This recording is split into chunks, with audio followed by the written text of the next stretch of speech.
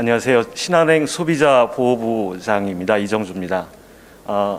방금 전에 우리 송수영 금융감독원 국장님께서 발표를 해주셨는데 이어서 제가 말씀을 드려야 돼서 시원한 감도 있지만 조금 부담스러운 내용도 있습니다. 근데 명확한 것은 지금 금융감독 당국이나 여러 가지 정부 차원에서 최근에 있었던 각종 리스크, 사모펀드 사태와 관련된 것들에 대해서 어떻게 현장에서 변화되고 있는지 그런 사례 위주로 말씀을 드리고자 합니다.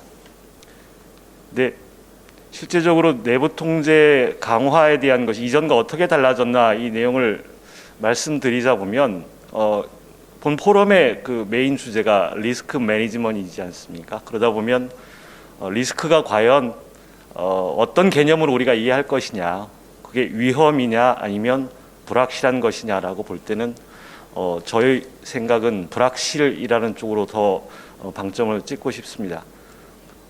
그동안에는 정보의 어떤 비대칭성으로 볼 때 고객과 판매사, 아까 표현 중에 이제 은행을 판매사라 말씀을 하셨는데요. 금융기관들이 가지고 있는 정보의 내용, 폭 이런 것들과 고객들이 가지고 계신 것들이 과거 시점을 언제로 선을 긋기가 좀 애매합니다만은 저는 개인적으로 키코와 같은 연도였던 리먼 브러더스 사태 전후로 구분해 보고 싶습니다. 그러니까 판매 채널을 가진 금융기관들이 어떤 모럴을 가지고 어떤 정보를 가지고 고객에게 상품을 판매하고 했느냐라는 그런 것들이 굉장히 중요하겠지요. 네, 우선 금융 소비자 피해에 대한 대표적인 사례는 송수영 국장님께서 말씀해 주신 내용과 중복이 되기 때문에 저는 생략을 하겠습니다. 시작할 때 제가 말씀을 드렸지만 그래서 내부 통제 개념이 저희 은행들 판매사들이 상당히 많이 달라졌다. 과거에는 자기 회사, 자체 회사의 리스크를 보는 그런 관점에서 이제는 소비자 보호라는 관점으로 내부 통제 개념이 바뀌었다. 단순히 그동안에는 내부 통제의 목적이 사고 예방이라든가 위험을 좀 줄이고자 하는 차원이었다면 현재는 소비자의 모든 금융 거래에 대한 리스크를 불확실성이죠. 점검하고 이를 통제해서 고객 자산에 손해가 발생하지 않도록 하는 방향으로 확대되고 있다. 보시면 됩니다. 아까 금융감독원 말씀도 있으셨지만 저희 은행들 입장에서는 가장 피부에 와닿고 저희가 당연히 준비해야 되는 과정이나 절차의 정당성을 지키기 위해서 필요한 가이드를 해 주셨습니다. 은행 비예금 상품 내부 통제 모범 기준 그리고 금융 소비자 보호에 관한 법률이 그 두 가지가 대표적인데요. 얼마 전 9월 28일 날 은행연합회에 의해서 각 시중은행 은행장님들이 이사님들이 계시는 그 이사회에서 통과가 됐습니다. 은행 비예금 상품 내부 통제 모범 규준인데요. 이 비예금 상품은 명확하게 말씀드리면 원금이 보장되지 않는 모든 금융 상품은 비예금 상품입니다. 그러다 보니까 확정해서 금리를 제공하는 것이 아닌 펀드도 되겠고 대체자산도 되겠고 여러 가지가 있을 겁니다. 우리가 구분해서 놓고 본다면 아까 말씀이 있으셨습니다만 고난도 금융상품이라고 하는 범주가 다 들어갈 수가 있는 거겠죠. 변액보험 마찬가지입니다. 확정되지 않은 거죠. 이런 것들과 관련해서 은행 자율적으로 실효성 있는 내부 통제 기준을 마련하고 책임성을 강화하기 위해서 준비된 것이 바로 은행 비예금 상품 내부 통제 모범 기준입니다. 저희 신한은행의 사례를 말씀을 드리면 9월 28일 날 은행연합회에서 의결을 하시고 저희는 그 이전에 사전 준비를 다 했었습니다. 어떻게 대응을 할 것인가. 그래서 9월 29일자로 은행 준비되어 있는 내규 그리고 지침 매뉴얼을 확정을 해서 29일자로 시행을 했습니다. 현재 약 한 달이 채 안 됐지만 은행 전체적으로 여기에서 가이드하고 있는 각종 내용들을 준수하고 있는지 이행하는지 점검을 하고 있습니다. 특히 비예금 상품 협의회 모범 기준 안에 보면 여러 가지 내용이 있습니다만은 이런 상품 선정하고 판매 과정과 사후 관리 모든 것들을 제어하고 통제할 수 있는 산하 조직으로 비예금 상품 협의회 그리고 비예금 상품 위원회가 있거든요. 근데 비예금 상품 협의회 같은 경우는 의장이 이제 소비자 보호부장 접니다. 그래서 최근에 지난주에 협의회가 1차 있었는데 회의도 뭐 오늘 방식과 똑같이 언택으로 진행을 했습니다만은 평소 같으면 1시간 이내 끝나는 게 모든 회의의 과정인데 3시간 반 정도 진행을 했습니다. 그러니까 모든 부장들 15개 부서의 부장들, 그곳에는 상품을 만드는 부서뿐만 아니라 리스크를 보는 그런 부장들, 그리고 투자에 대한 시장을 보는 그런 부장들이 다 참석을 해서 협의를 했고, 거기에 이슈가 되는 것들에 대해서 위원회 안건을 상정하기 전에 충분히 보완하거나 대안을 마련하도록 저희가 협의를 완료했죠. 조만간에 비예금 상품위원회 임원님들 11분이 참석하시는 위원회에서 상품 판매 여부와 절차에 대한 것들을 의결을 하실 그런 예정입니다. 또한 내년 3월 25일자로 시행하게 되는 금융소비자 보호에 관한 법률, 줄여서 금소법이라고 하는데 모든 것들을 다 아울러서 금융소비자 보호와 관련된 것들을 총망라한 법률입니다. 오래전에 국회에 통과가 되고 나서 곧 시행령이 나올 예정으로 알고 있는데 이 역시 저희가 아주 촘촘하게 준비를 하고 있습니다. 그래서 곧 시행 전에라도 이행할 부분이 있다라면 먼저 이행을 하고 나중에 시행을 하면서 변경할 내용이 있다면 또 변경을 하겠다, 그런 취지로 준비를 하고 있습니다. 좀 더 구체적인 거 몇 가지 사례를 들어보겠습니다. 공교롭게도 저희 부서나 저희 소비자 보호 그룹에서 진행하고 있는 그런 내용들이 대부분인데요. 소비자 중심 랩이라고 했습니다. 이건 어떻게 보면 평상시에는 이런 조직이 필요 없겠지만 어떤 이머전시가 발생했을 때, 최근에 있었던 뭐 라임이라든가 옵티머스라든가 기타 이런 이슈가 있을 때 어떻게 대응을 할 것인가, 여기서 대응이라는 표현은 고객의 피해를 최소화하기 위한 대안을 찾는 과정입니다. 그러기 위해서 저희 그룹 내에 개폐권을 다 가지고 있습니다. 전결을 위임받아서 소비자 중심 랩이라고 저희가 자체적으로 이름을 정했습니다만은 인력들 인원이라든가 뭐 구성도 저희 스스로 정해서 하게 돼 있습니다.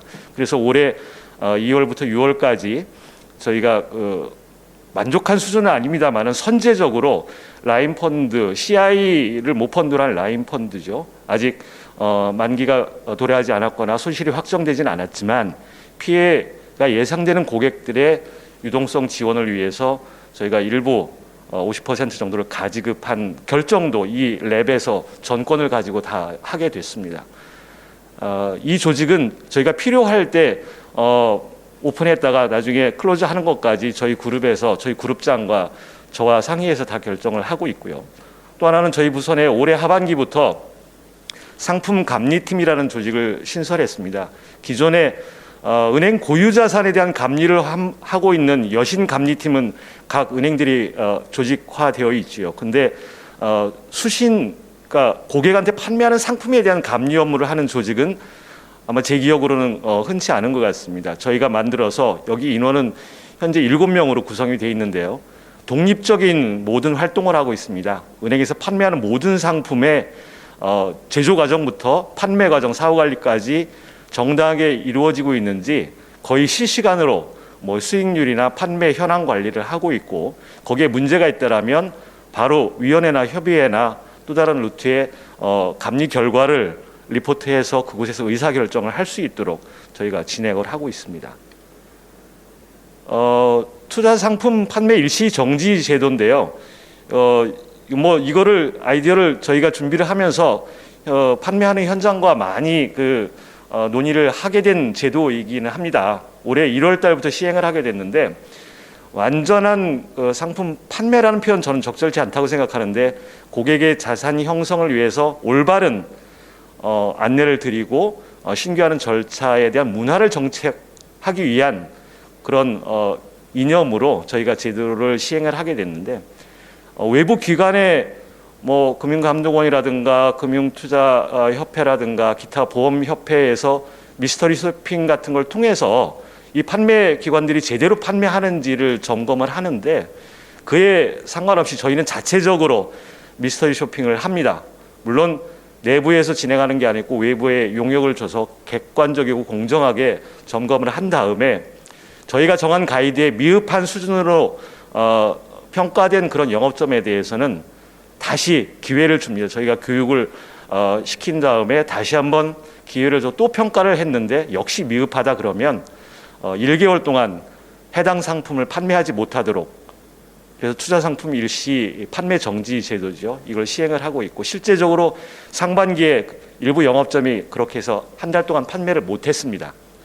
판매 못하는 기간 동안에는 스스로 공부를 하고 준비를 해서 제대로 된 능력을 갖췄을 때 다시 판매를 재개하게 되죠. 올해도 11월 정도까지 미스터리 쇼핑 결과가 나온다면 아마 12월이나 연말쯤에 해서 판매 정지를 또 할 예정입니다. 그다음 금융소비자보호 오피서 제도인데요. 이거는 조금 관심 깊게 보셔도 될 것 같습니다. 저희 금융에 대한 재능 기부에 대한 어떤 테마를 끌어냈다고 봐야 되나요?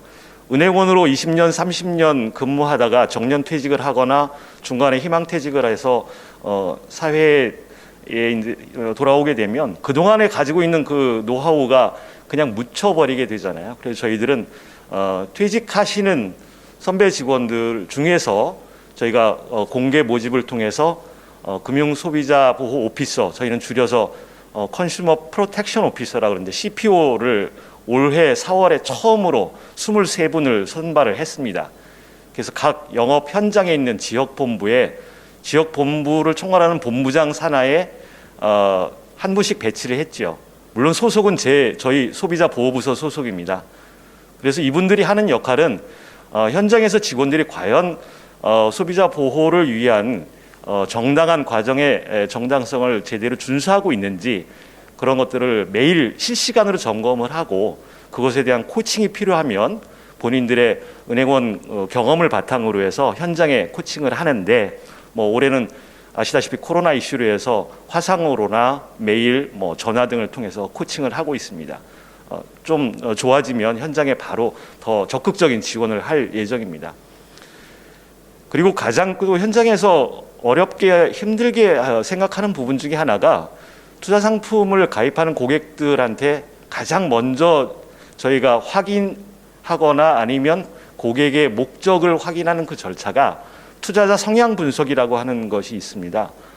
나중에 궁금하시면 각 은행들마다 그 양식이 다 있으니까 확인하실 수 있으실 텐데, 이분께서 자금의 목적이 무엇인지, 그리고 금융 거래를 한 경험이 어떠신지, 그리고 이분이 불확실성, 리스크를 테이크할 수 있는, 그래서 수익으로 리턴 받을 수 있는 그런 수준이 어느 정도인지를 확인하는 게 투자자 성향 분석이거든요.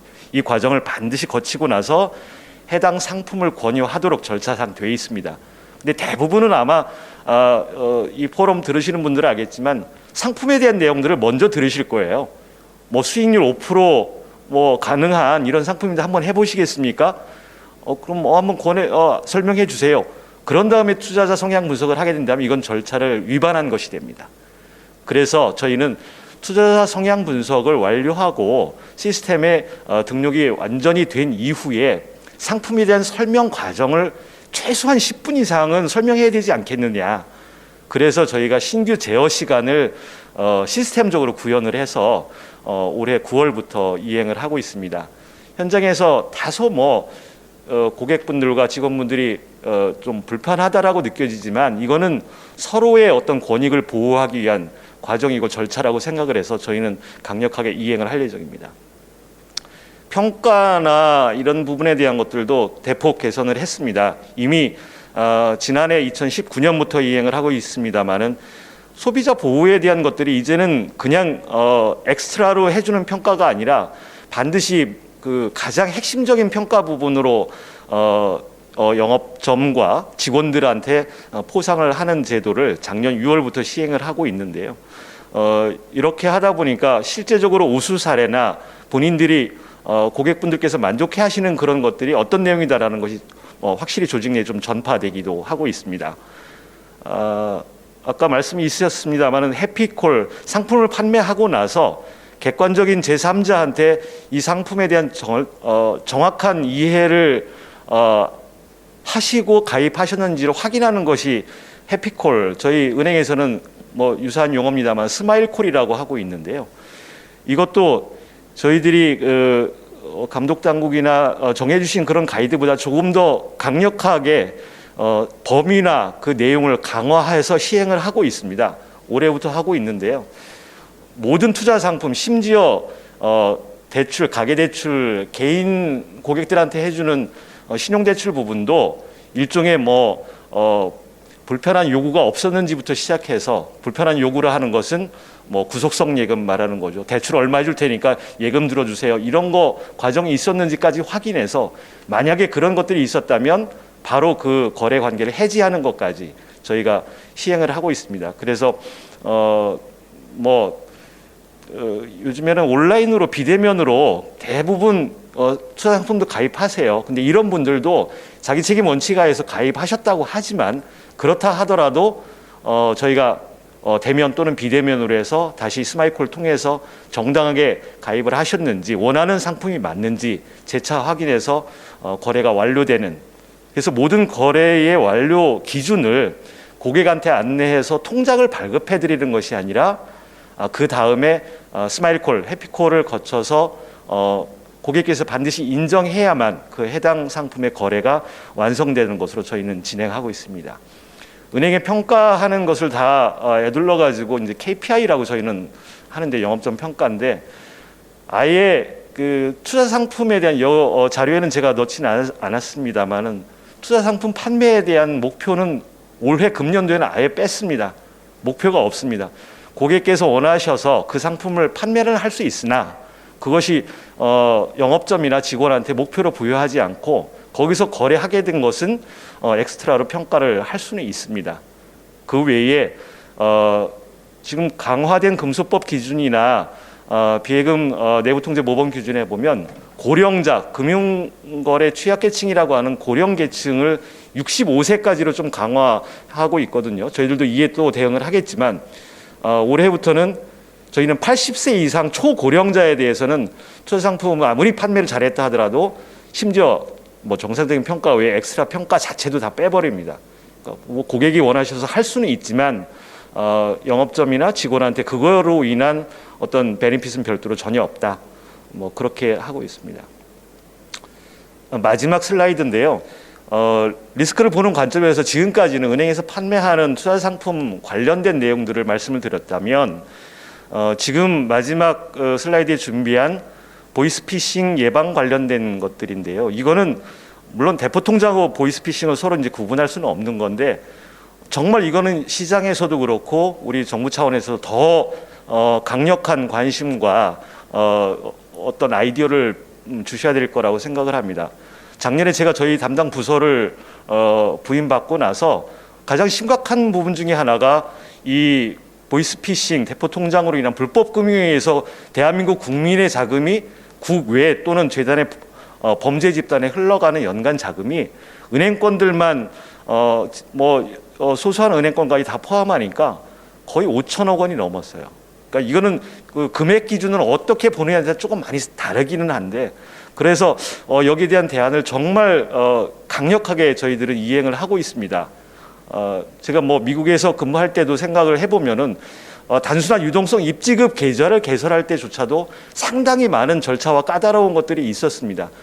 그렇게까지는 못하더라도 저희가 그 계좌 개설을 할 때 고객한테 제대로 거래 목적에 부합하는지를 확인해서 유동성 계좌를 개설해 주는 것뿐만 아니라 이체를 처음에 하시는 분들한테는 바로 즉시 이체가 아니고 일정 시간이 지나야지만은 이체가 이루어지는 그런 지연 이체, 그리고 최초 거래하시는 분들한테는 반드시 휴대폰으로 메시지를 보내서 처음 송금 보내드리는데 이거 맞습니까? 라는 확인이 돼야지만 이체 거래가 되는 그런 것까지 이행을 하고 있어요. 그러다 보니까 지난해 2019년 상반기에 월 평균 1,000건이 넘어갔던 대포통장 발생 건수가 올해 상반기에는 한 350건 정도, 그렇게 하는데도 이렇게 많이 생깁니다.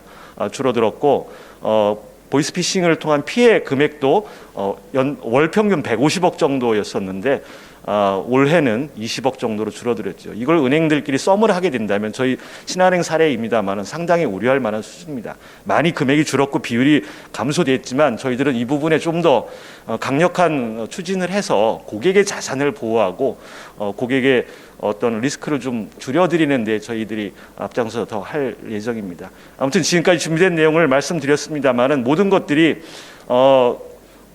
금융감독원 감독당국의 코칭 그리고 적절하게 세워주신 그런 가이드가 저희 현장에서 잘 접목돼서 이행될 수 있도록 최선을 다하고 있고요. 앞으로도 새로운 아이디어나 제도를 더 많이 이행해서 소비자 보호를 위해서 노력하도록 하겠습니다. 이상입니다.